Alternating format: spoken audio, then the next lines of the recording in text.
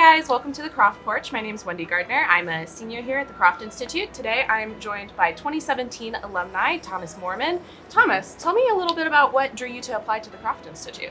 Yeah, great question. So I remember being a senior in high school, and the weight of the world is on you at that point. You're trying to figure out what you want to do with your life. And understandable. Everyone's always like, where are you going to college? What are you going to do? And I remember finding the Croft Institute, probably just via online searches. I'm from Mississippi, so I saw it at Ole Miss. I was like, this institute seems really interesting. This seems in line with my ideas of like wanting to, travel, but also the idea of like a required language that you got to learn. I was like, that's great.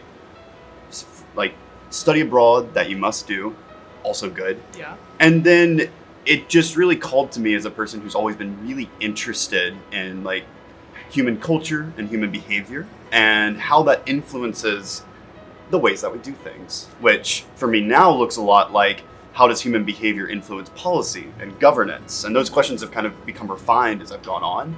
But originally it was that interest of mine that really drew me here. We love to hear it.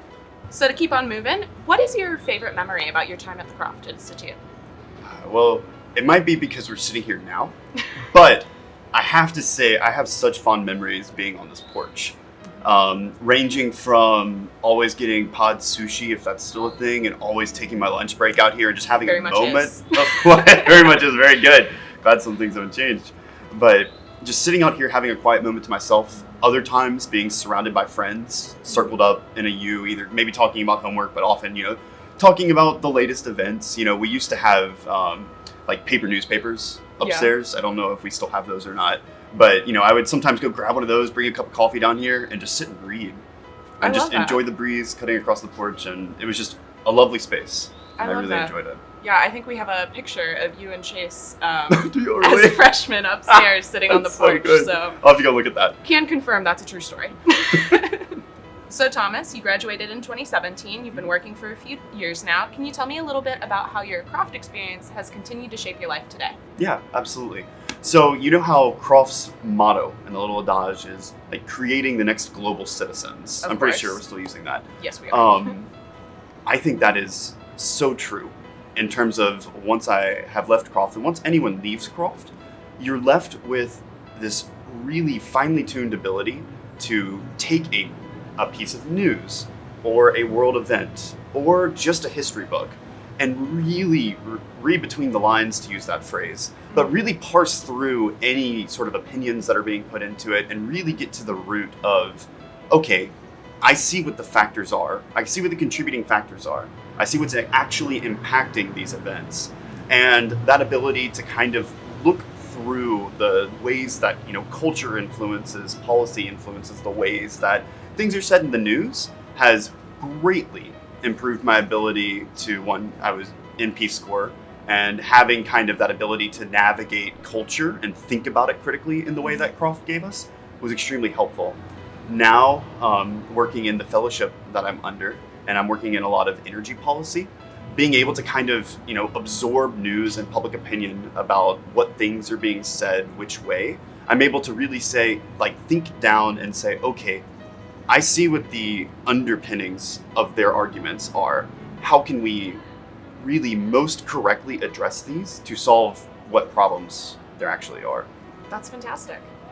So tell me, is there a particular member of the Croft staff or faculty that helped you grow during your time at the Croft Institute?